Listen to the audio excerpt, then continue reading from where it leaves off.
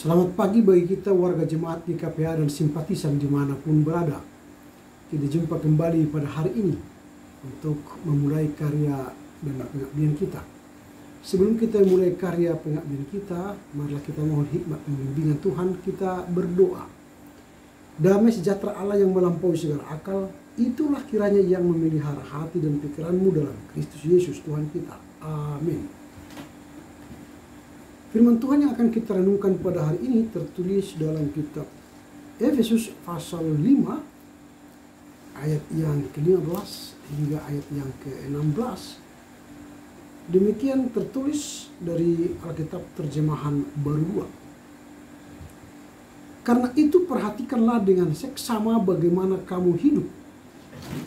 Janganlah seperti orang bebal, tetapi seperti orang bijak, dan pergunakanlah waktu yang ada, karena hari-hari ini adalah jahat.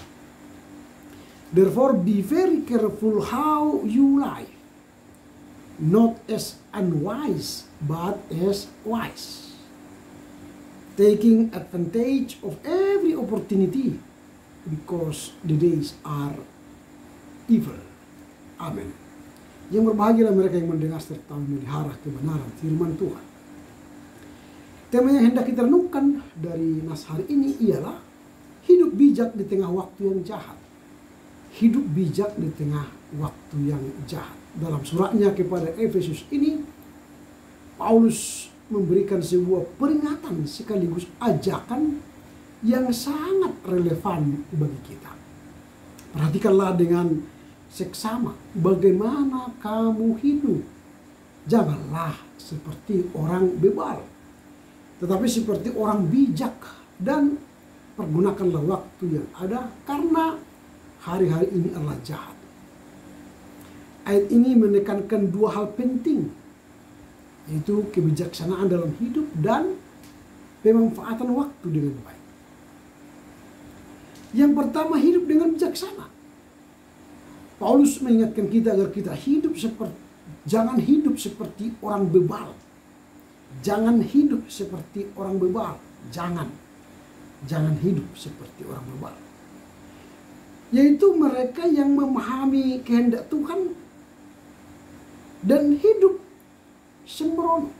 Jadi orang bebal itu ialah mereka tidak memahami kehendak Tuhan, sehingga hidup mereka sembrono.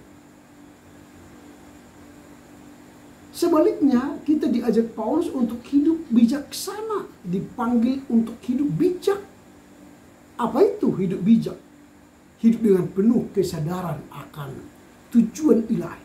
Jadi hidup dengan penuh kesadaran akan tujuan ilahi dan keputusan yang selaras dengan kehendaknya. Jadi keputusan kita selaras dengan kehendak Tuhan.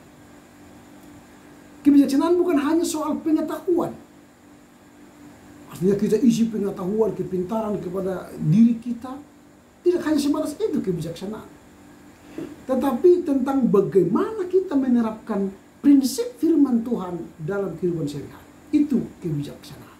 Jadi kita sudah banyak pengetahuan kita, tapi tidak cukup hanya pengetahuan, tapi pengetahuan itu kita wujudkan dalam kehidupan kita sehari-hari berdasarkan prinsip firman Tuhan. Itulah kebijaksanaan.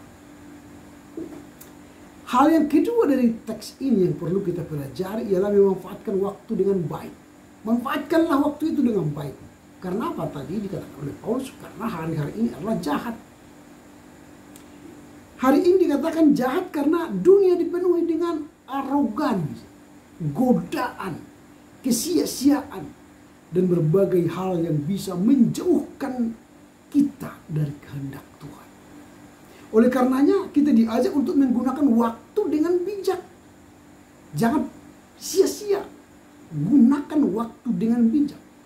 Bukan hanya dalam pekerjaan atau aktivitas sehari-hari, tetapi juga dalam membangun hubungan kita dengan Tuhan dan dengan sesama. Banyak orang terjebak dalam kesibukan tanpa arah, menghabiskan waktu dengan hal-hal yang tak bernilai kekekalan. Sibuk sana, sibuk sini, tapi hanya menggosip orang, memfitnah orang, memaki orang tanpa arah yang jelas. Tapi gunakanlah hidup kita berlakukan kebaikan, melakukan kehendak Tuhan, melakukan perintah Tuhan, supaya hidup kita bermakna kekekalan. Jadi tindakan kita baik kepada sesama, terlebih kepada Tuhan adalah tindakan yang berdampak kekekalan. Kata-kata kita, sikap kita, pengetahuan kita untuk membawa kita pada hidup yang kekal. Namun sebagai orang percaya kita dipanggil untuk menggunakan waktu dengan tujuan yang lebih tinggi, yaitu apa? Mencari Tuhan. Apa? Mencari Tuhan. Selain mencari Tuhan, apa lagi? Melayani sesama dan hidup dalam terangnya. Kita mencari Tuhan, melayani sesama, dan hidup dalam terangnya.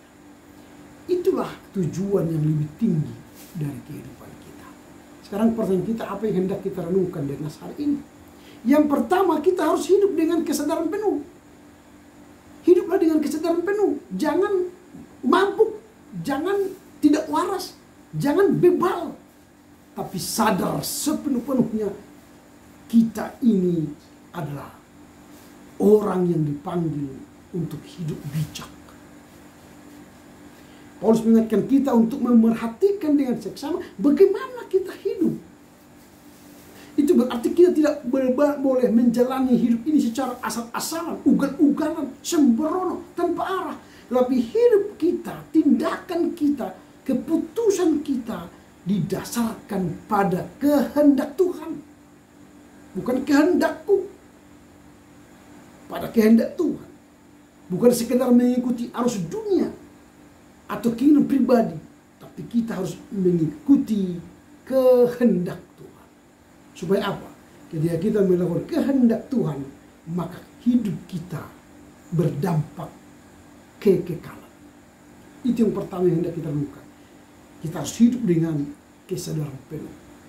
Jangan hidup yang terombang-ambing, sembrono, ugal-ugalan, tapi sadar sesadar-sadarnya bahwa kita bertujuan memiliki nilai tinggi, melakukan kehendak Tuhan, mencari Tuhan, melayani sesama, dan kita mencari hidup yang kekal. Yang kedua, kita harus mampu membedakan antara orang bebal dan orang bijak. Apakah saya ini orang bebal atau orang bijak? Kita harus mampu membedakannya. Mana orang bebal, mana orang bijak. Paulus mengingatkan kita membandingkan dua jenis ini. Orang bebal adalah mereka yang tidak peduli dengan kehendak Tuhan. Hanya peduli dengan kehendaknya. Hanya peduli dengan keinginannya. Dia tidak mau mengikuti kehendak dan jalan Tuhan, perintah Tuhan. Dia abaikan. Hidup tanpa hikmat berarti bertindak gegabah. Sesuka-sukanya. Tak peduli dengan sesama. Itu manusia yang bebal. Dinasihati melawan, dinasihati mambek, dinasihati bersungut-sungut, dinasihati melawan. Itu orang bebal. Jauhkan dirimu dari sana. Tapi jadilah menjadi orang bijak. Orang bijak adalah mereka yang memahami bahwa hidup adalah anugerah Tuhan. Dan berusaha menggunakan waktu yang diberikan kepada kita sebaik-baiknya. Jadi orang yang hidup bijaksana adalah mereka yang membuat keputusan selaras dengan kehendak Tuhan. Dan menghindari godaan dunia yang menjauhkan mereka dari Tuhan. Itu orang bijak. Sekarang renungkan. Tanya dirimu. Kamu itu orang bijak atau orang bebal? Maunya kita harus menjadi orang bijak. Itu yang kedua. Harus mampu kita membedakan orang bebal dan orang bijak. Yang ketiga, yang terakhir, mari menggunakan waktu dengan baik. Karena waktu ini waktu yang jahat. Jangan gunakan, habiskan waktu untuk jahat. Untuk merusak kehidupan orang lain.